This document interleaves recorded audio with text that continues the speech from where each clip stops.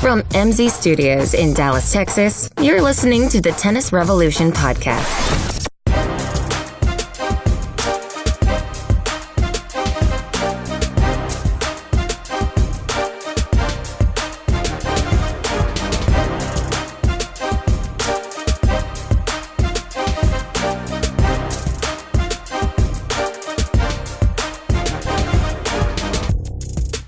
Day 47. Still no Corey. I feel like I'm on a desert island or deserted island. I don't know. Either way, I'm by myself again. But there may be a sunrise on the horizon. I don't know what that means, but hoping upon hope to have Corey back next week. Maybe that is a possibility. According to his text. I haven't talked to him in weeks, but I never do anyway, so what's really different? I'll tell you what's really different. I finally got to watch some tennis. I got to see some actual real live professional tennis live on TV. And it was glorious. We had a once every, I don't know how often, I don't know what the exact numbers are, but we had the once ever so often, not counting Grand Slams, mixed gender, dual gender, whatever you call it, event where men and women are playing at the same place at the same time, and it was absolutely wonderful. Now, that's not to say that it should happen every time or the whole entire tour should be put together. No chance. But it is good to see at a facility and at a tournament that can handle it, to have two big tournaments with both genders at the same place at the same time, and we had that in Rome. What is that from? That's from what is that from? Gladiator, from the movie Gladiator. I don't remember which part, but I think that's right. Somebody check that for me. Call in. So we had the women in Rome, of course, and the men as well. On the women's side, I think not a surprise who won it, and I'll tell you what I mean by that in a second. And on the men's side, also not a surprise on who won it. Sort of. We'll get to that. We'll also talk about some other tennis, some better tennis, dare I say. Yeah, I think so. Well, more exciting. Maybe not better. Not get crazy, but more exciting. So hopefully this podcast will last more than 8 minutes like last week. Again, I was on the road coming back from Nationals, and so got in late, flew in late, came literally straight from the airport to here. Actually, I went home first, dropped off all my stuff, then came here and recorded for 8 minutes. Of course, Corey was still out, and I was beat and hadn't watched any tennis except for my team, and you certainly didn't want to hear about my team, so it was an 8-minute podcast. So I don't know if you liked that more or less. I hope you liked it, but not liked it as much as the full go. So let's talk about the women's Rome. So I said no big surprise on who won it, but it kind of is, but it kind of isn't, because anybody can win any tournament at any time. I thought we had a good tournament up until Wednesday. Wednesday is when the apocalypse came, and it rained more than it's ever rained in the history of the universe, and they got an entire day washed out in Rome, which led to, I guess, one of the very rare occurrences, but when it occurs, you think to yourself, man, this should never happen again, except for the fact that there were so many matches backlogged that following day they had to catch up on all of those matches and then play. Many players had to play second matches. So when you looked at the schedule of play, it was incredible. I mean, people wait a lifetime to see one of the big three in person, and they played twice in a day. How sweet would that have been if you had a ticket in and around those courts? But did it end up being a good thing? I don't know. We'll talk about that. So we get to the finals of Rome, and one surprise, I think, generally might have been Konta. However, she's been playing better lately, but she's, on and off. She goes away sometimes, but this week she did not go away, and she was in the finals against Karolina Pliskova, the 4 seed, and for all intents and purposes, it was a good match. I mean, it's 3-4, and it was something that you think, wait a second, it's clay. There shouldn't be big hitters. But one thing I've said, particularly on the women's side, is that clay really allows for these good players who have big shots to set up more often in a better position to hit their big shots. So their big shots may not penetrate the court as well on other surfaces, hard courts or grass. But on the clay, they get set up to the ball and then dictate a little more. And so I think percentage-wise over time, if they're able to hit their shot, quote unquote, because the ball sits up and they can get to it and set up and really hit through the ball, then I think that's going to lend itself to potentially bigger hitters coming through. Whereas on the men's side, that's not always the case, and we have seen that with Nadal not being one of the more straight up and down the court type of big hitter. He's definitely getting outside, getting wide, using the whole court. A lot heavier ball, more angles, more of what you would think of when you think of a clay court match. And so the women's match was more of a big hitting match, more of a big forehands, Pliskova with a big serve. And hey, I'll be honest with you, I don't mind it. That's why I talked about probably not last week. That was an 8-minute podcast, but maybe the week before I talked about it, that clay lends itself to more balls in the court and therefore longer rallies, more strategy or what have you, instead of just big serve, big forehand or what have you. And potentially to me, that can end up being more exciting tennis unless you end up with two Diego Schwartzman types that just could stay out there for 6 hours playing the exact same point, as Corey likes to say, playing the same point 100 times in a row. I get it why that could get boring.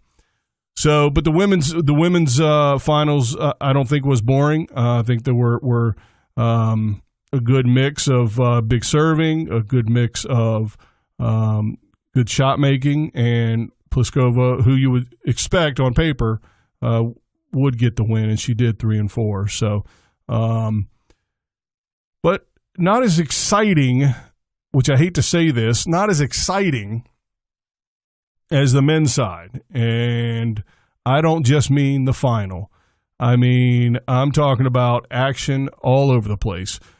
Starting with the tennis, of course. So you have the big three, all of them in the tournament, which is exciting based on what we've dealt with over the last however many years, all their injuries or Fed skipping clay court altogether. So it's good to see all three of the big three in the mix.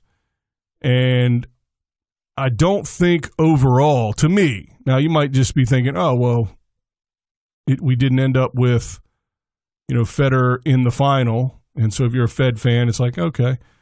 But at the same time, he hasn't played clay extensively in quite some time. So give him a break. If he rolls through that draw and wins it, then now you're rethinking my point of weakest error. So at least for my sake, he didn't do that. You've got the big three guy who's playing the best, Novak, against the king of all-time clay, Rafa, in the finals. And so I think to some degree life is as it should be. Ultimately, like we always talk about, if we end up with the big three in 3 out of the 4 semifinal spots, and then one of the 4, 5, or 6 ranked guys in the world, gets pummeled, we're like, okay, well, this is exactly the same. This is why men's tennis is just crap right now.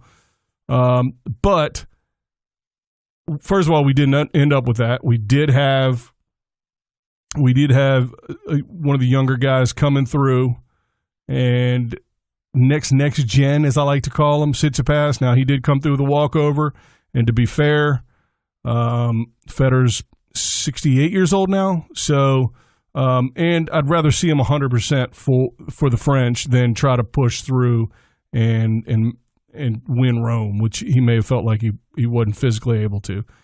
So Tsitsipas gets through. Who knows? I mean, he would have been playing a wounded Federer anyway, so why not get him in there fresh? So he plays Nadal, and he just beat Nadal last week, and Nadal turns around and routines him 3-4. Now, why could that be? Why could that be? I don't know. The difference may – I don't know what his condition was. Again, I was on the road last week, so I didn't get to see that match. But Nadal pretty much did what he needed to do, what he normally does. He can do almost anything on clay. Almost anything on clay. Now, I don't think he can beat Novak on clay unless there's special circumstances, which we'll get to. So I think the rain day and the excitement of the schedule of play. So we had one full washout day in Rome, and so the next day it was a plethora of great matches. And sometimes some of those great players played twice. And so I think if you go to the final with Rafa and Joker, the first set, I hope you've watched it already. The first set was a bagel in favor of Rafa.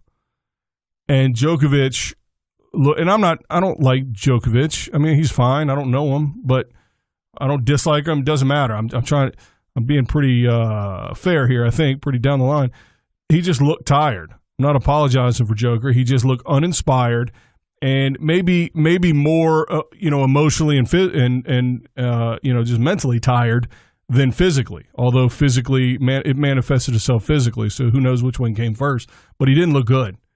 He wasn't moving. He was watching a lot of balls that sort of maybe he would have tried to maybe stretch out for, just kind of, that's going to be a winner, and just let it go by.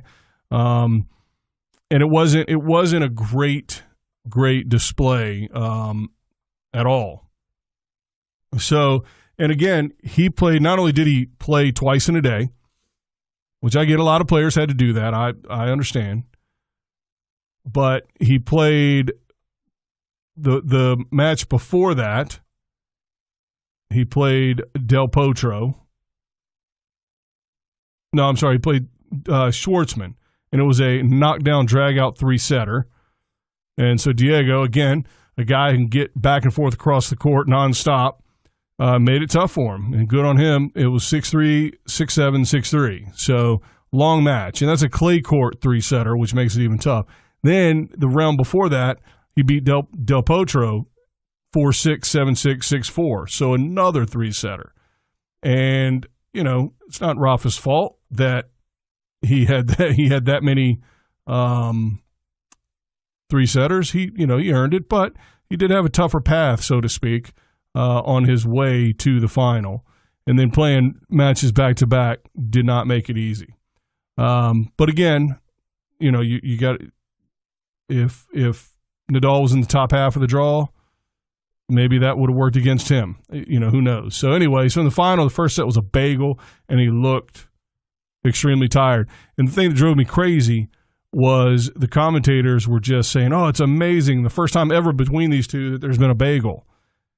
And it's probably also the first time they've ever played in those conditions where they played twice in a day, the day, earlier in the week, and then one of them had two long three-setters.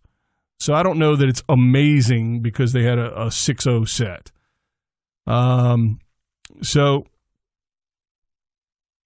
And as a matter of fact, I think that might be the first time in the history of this tournament that an entire day was lost due to rain.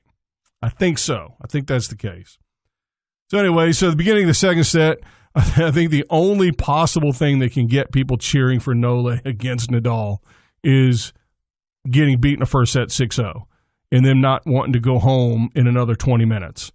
They wanted to see more tennis, so the Nole chant started, and And I guess it helped. It must have worked. Got him a little fired up. He was playing some tennis, moving a bit better, seemed a little more inspired, and he ended up staying right within striking distance on serve, give or take, and then ended up taking that second set 6-4.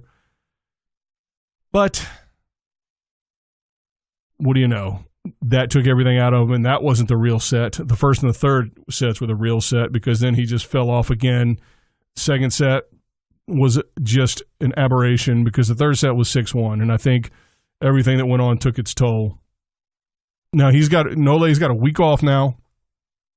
The French Open will start next week, and I think he'll be ready. He'll be rested and fit, and I don't think that what happened, the events that kind of conspired together, that's the wrong word, but I don't see them happening, or I hope they don't happen at the French Open.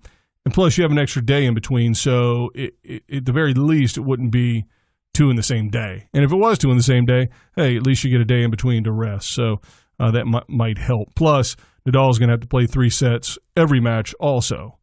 So we'll see what that brings.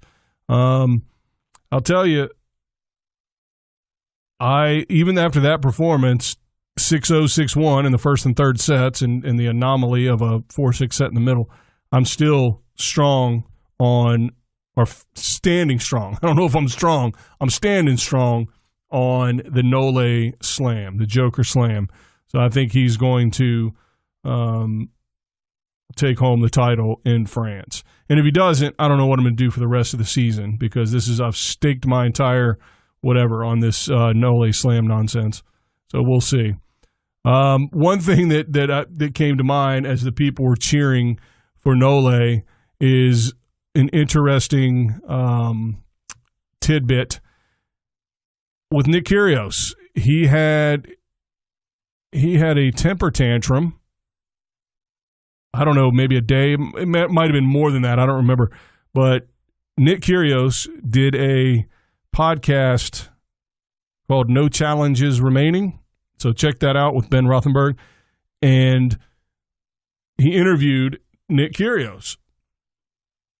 And I don't know if Nick Kyrgios had been drinking or if he just didn't care, but he was seemingly to speak freely. I don't know how freely he was speaking when it came to himself, but when he was talking about others, he was speaking freely. And one of the things he said is he doesn't like Nadal or Novak that much, I don't think. He claims that Federer is going to be the greatest of all time when it's all said and done. And he bases it on I don't know what. He's played them all, I guess. That's true. And he's 2-0 against Novak. But he also doesn't like Novak all that much, personally, it seems like. And certainly doesn't like Nadal. He can't stand his heart celebration. So Nick and I have that in common, that I can't stand it. And Nick says that next time he beats him, he's going to do the heart celebration, which I can't wait. Not for anything personally against Novak, just I hate that dumb celebration. It makes me ill. So anyway, what a interesting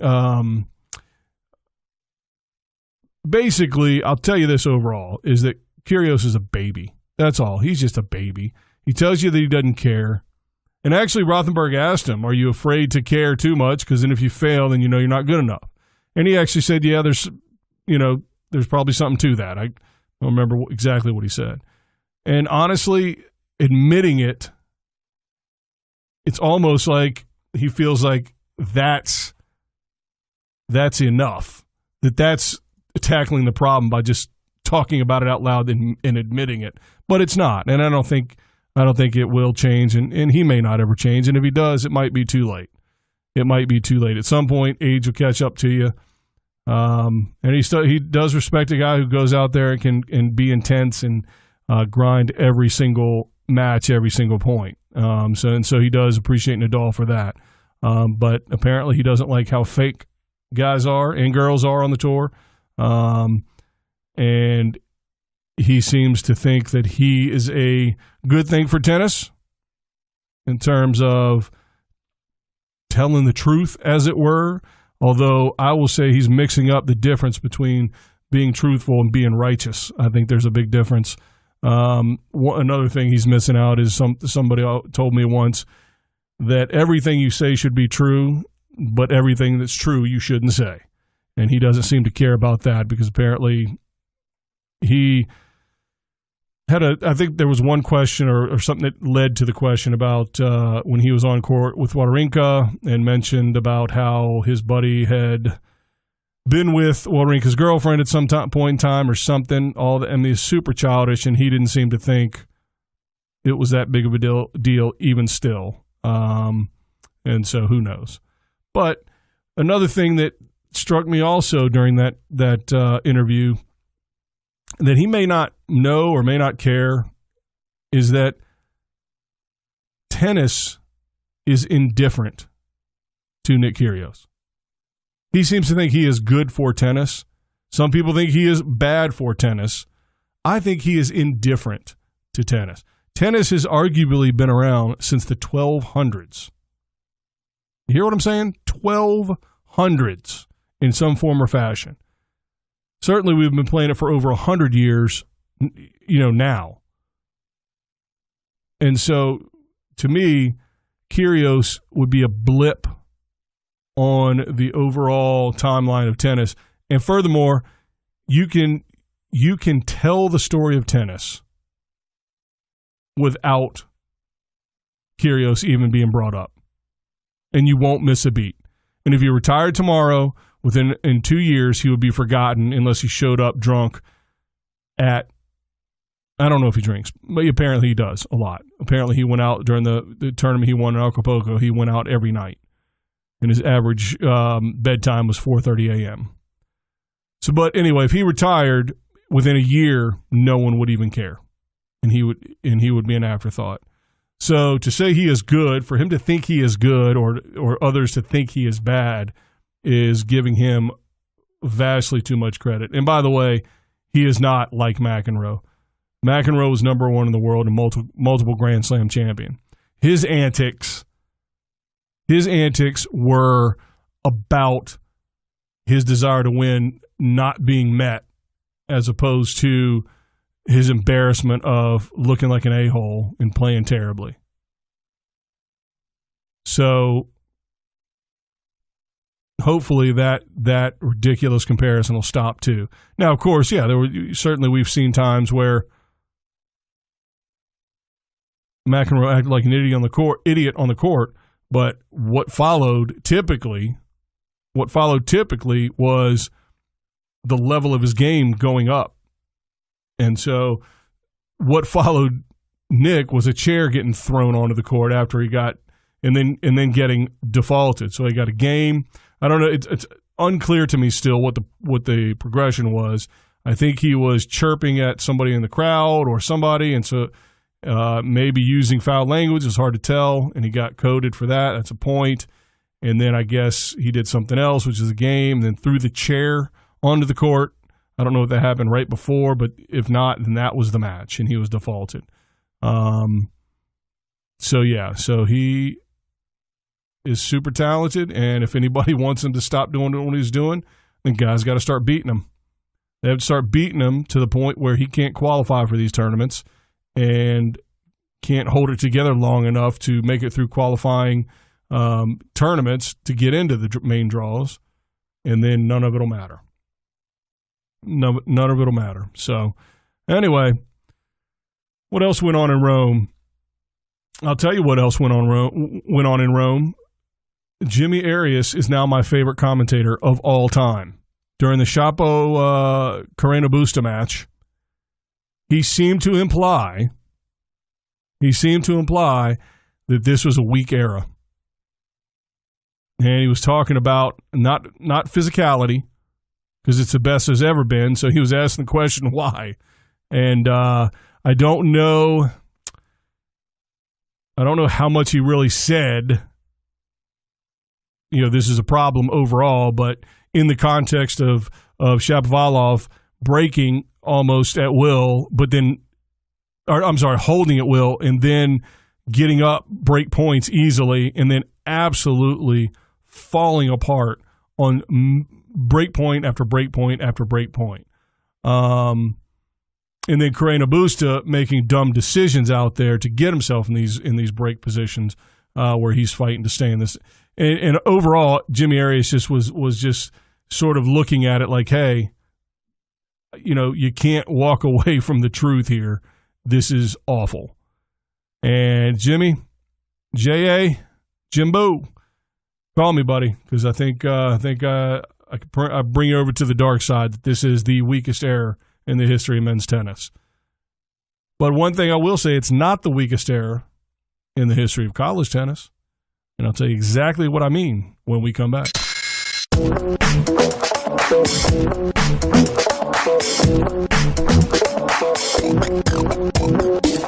It's time to join the revolution. Go to our website, tennisrevolutionpodcast.com, to get the latest episodes, email us your questions and comments, or give us show ideas.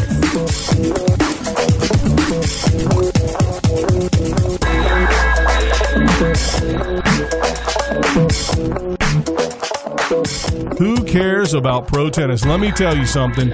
If you were not watching, and by the way, when I say we're not, it's still going. So that is the NCAA men's and women's, men's separate, women's separate, and women's national championship.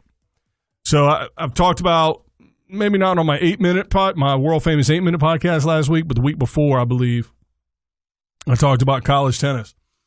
And you're missing it. Hopefully, the Tennis Channel, by the way, stellar job on covering tennis over the last many months. First of all, like I've said, I don't care if I have to pay for it. If the matches are there and you're providing that content, someone on the free side, although it's not free because I pay for it in my DirecTV package because it doesn't come with a basic. So you've got that paid, basic cable-ish type paid. But then on top of that, you have Tennis Channel Plus, which I'm not 100% sure. I can't remember how much that is. Not because I'm wealthy. I'm a tennis coach. There's no chance. Oh, wait, this podcast. Yeah, maybe I am. No, but it's, it's not exorbitant. It's not like $300 a year. But I think it's maybe $100, $99. Is that right? Yeah, it seems right. We'll go with that. Well worth it. Absolutely well worth it. So now, by the way, the college championships were on the regular Tennis Channel, so you didn't have to pay extra for that.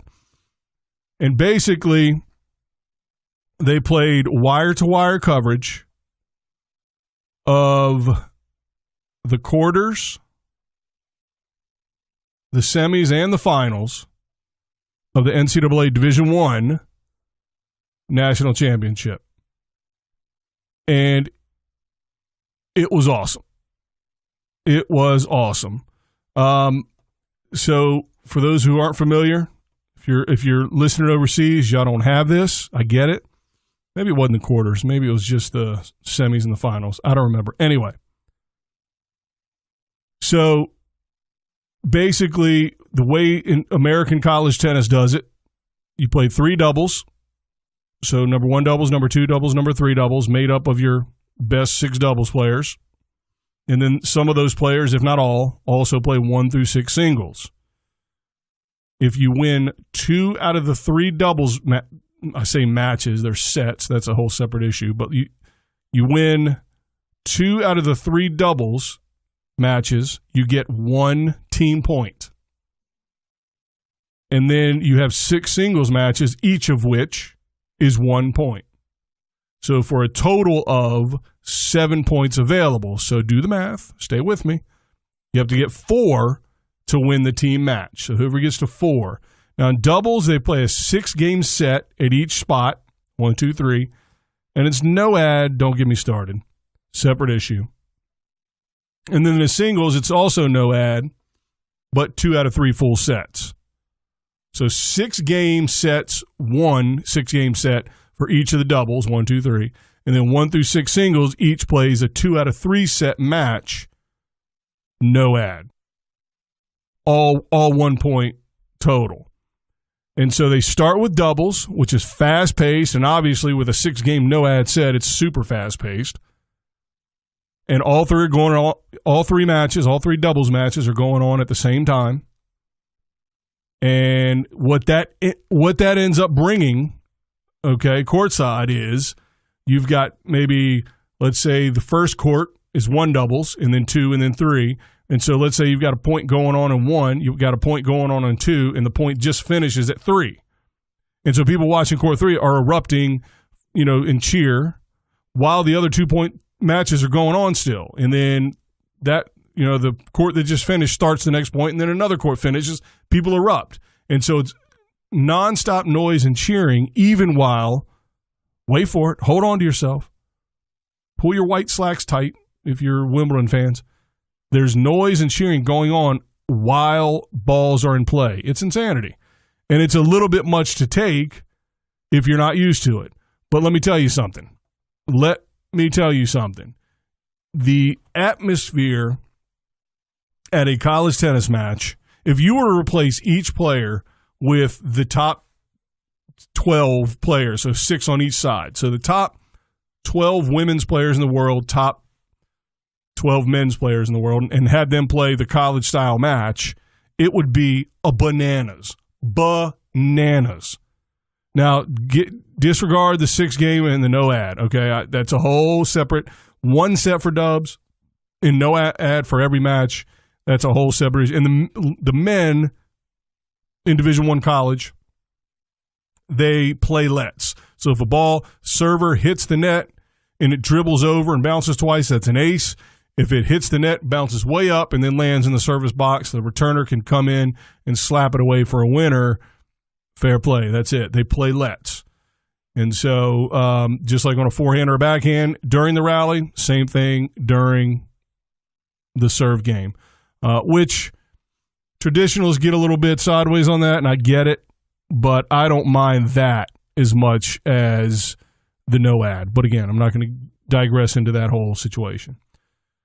So anyway, we had on the men's side, and you're going to have to watch the women because it was going on when I left, and I actually pulled a Corey and I recorded it, and I'm not, for everything I can do to not go look right now. I'm going to try not to go look right now. And so 16, 18, 19. Yeah, it must have been just the semis and the finals in one place. Yeah, it was. So here's what we had in the semifinals. We had UNC, this is the men, UNC playing Wake Forest, which is a conference rival. And then they're playing in the semifinals of the tournament. And then Wake Forest is defending champions.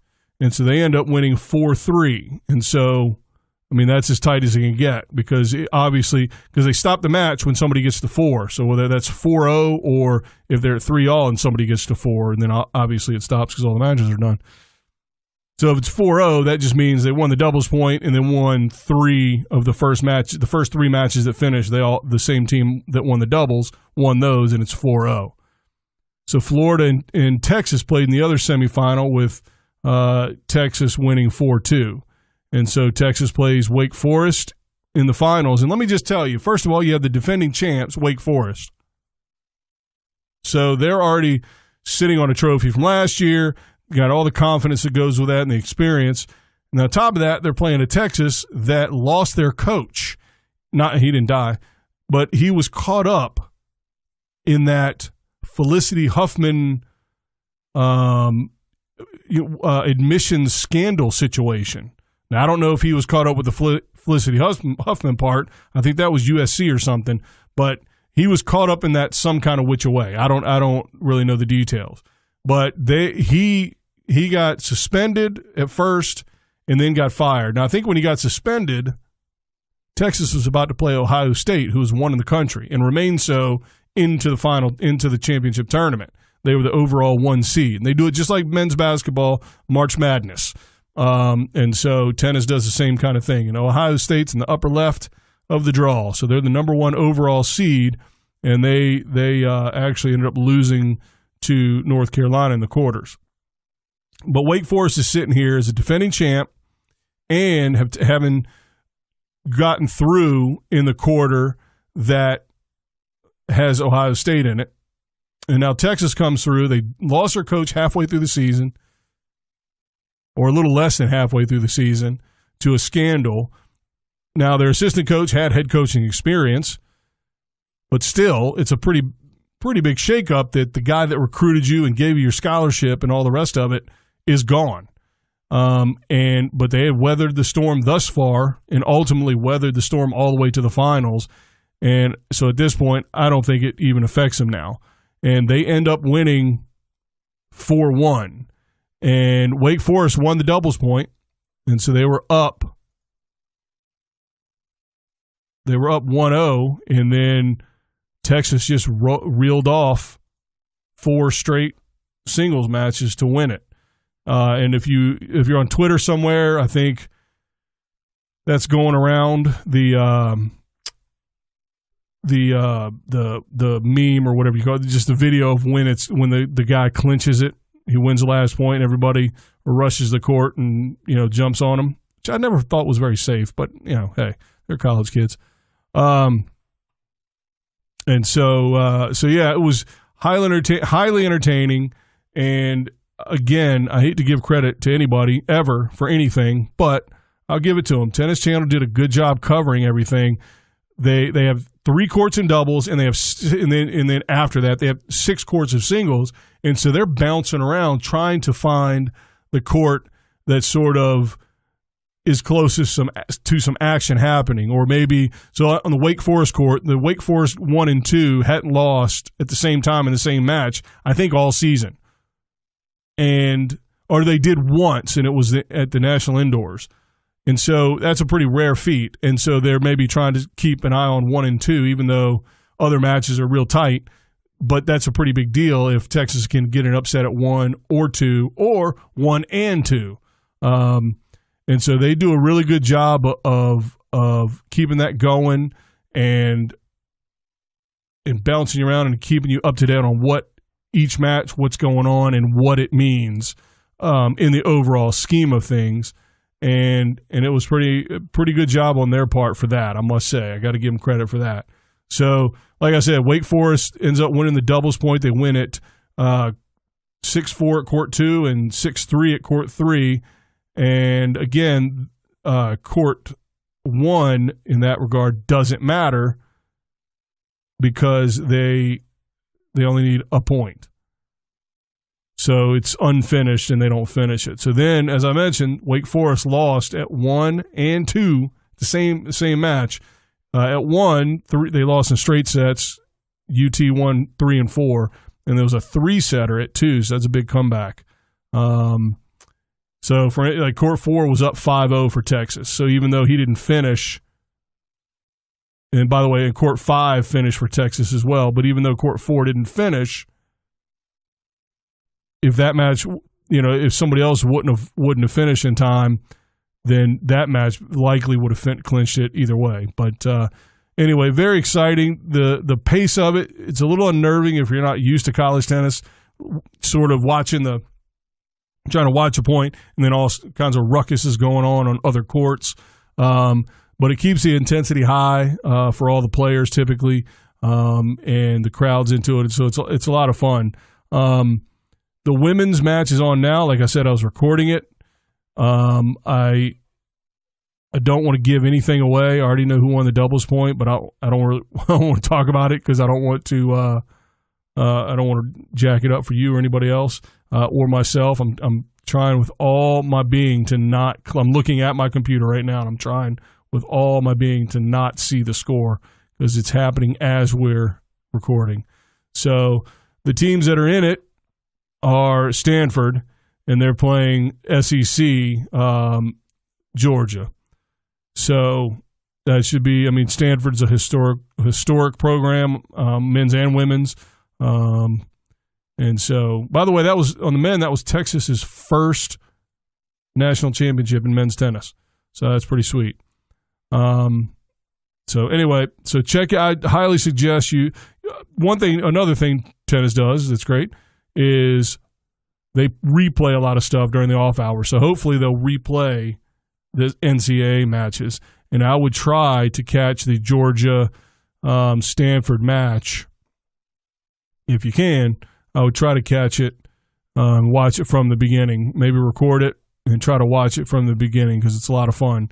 And you'll be surprised. And then hopefully from that, I'm hoping that you will be encouraged. Hoping you'll be encouraged to go to your nearest local college match and watch, because all that you're seeing on the Tennis Channel is a culmination of what has built up through the entire season. And again, let me just reiterate, it's essentially, if you are familiar, even if you're not a sports fan, most people are familiar with the Final Four, men's basketball, the big dance, the whole thing, right? It's essentially the same thing, except it's better because it's tennis. So if you go with that in mind and kind of what you're looking at all throughout the season, if you're a Texas fan, that's the Big 12. They're trying to win the Big 12 to get an automatic bid, to be the automatic qualifier into the round of 64, because it's a 64-size field. And then if you're, let's say you lose in the finals of the Big 12 tournament, then you are trying to get an at-large bid. And so based on your ranking, et cetera. And so that's what happens all throughout the year. Again, just like NCAA basketball, except apparently more people pay attention to that. So that's the idea. So go watch matches and follow and get to – and here's the other thing. You really get to learn about these players as you watch them play. I mean, you know, it's an individual sport, so you can watch only the top players if that's kind of what you're into. But you take a look at these top schools. I mean, their number sixes are at a very elite level. So it's not – I mean, certainly it's a drop in level. I mean, clearly the one is supposed to be, by rule, the number one is supposed to be the best player on the team, and then by order of ability down to 6. But still, a lot of times it's the slightest of margins, particularly, again, for these top teams, because a lot of times – you're not getting a win at 1 maybe, but you're winning the team match at the bottom half. That happens in tennis a lot, so depth matters. So that means the best teams are going to have the best players top to bottom. And so 5s and 6s are going to be good. And you see a lot of times where the best players maybe aren't the best doubles players. Maybe you have a South American grinder who's a heavy, ground stroke player from the baseline. He's not going to be a great doubles player necessarily. So you get to see how a great player, individual, a singles player, how he can translate and just be a good player but not a good doubles player, maybe play lower in the lineup in dubs, and you get to see that. Plus, you get to see the quote-unquote best players play dubs. So in college, Federer rarely plays dubs. Joker rarely plays dubs. Tsitsipas does, but that's all right. But in college, almost all the top players play dubs. Typically, if you're one of the best 3 players on a team, that's typically going to translate to dubs as well. And so I know Rome's the big deal in the ATP and WTA Tour, and the French is coming up. I get it. But the NCAA championships are a big deal for American tennis. And the more popular that becomes and the more kids see that, gives them something to aspire towards. That's just another piece. Not the fix-all, but it's a piece to hopefully improving American tennis over time. I think college is a big part of it. I think the college game can be a big part of it. Something's not working because apparently we don't have a single American player seated at the French Open for the first time ever. I thought I saw that stat on Twitter. Again, it's Twitter. We'll double-check that when we're talking about the French Open, but I do believe that's what I've seen. So anyway, so college from Rome, Italy to, I wanted to say Rome, Georgia, but it's not. But from Rome, Italy, because Georgia's in the finals. But anyway, close. It's close. It's in the ballpark. It's in the same state. The NCAA's down at the USTA National Campus, so at least they found something good, a good use for that facility down there.